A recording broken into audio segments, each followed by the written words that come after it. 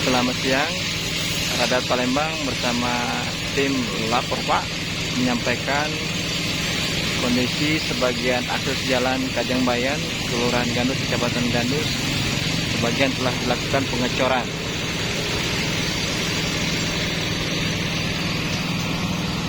Nah, lebih kurang sepanjang 200 meter ke depan jalan Kajangbayan yang sebelumnya retak-retak dan pecah-pecah, berlubang, telah dilakukan pengecoran perbaikan oleh pihak terkait. Kita telusuri jalan menuju sepanjang 200 km Kajangbayan yang telah dilakukan pengecoran.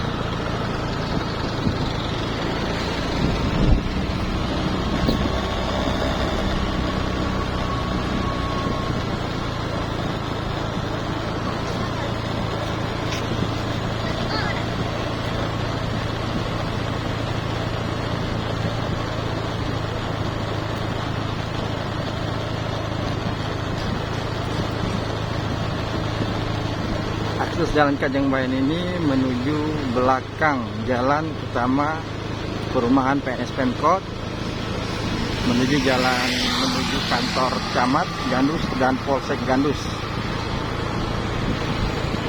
Lebih kurang 200 meter batas jalan yang telah diperbaiki oleh pihak terkait. Demikian lapor Pak Radar Palembang untuk hari ini. Terima kasih.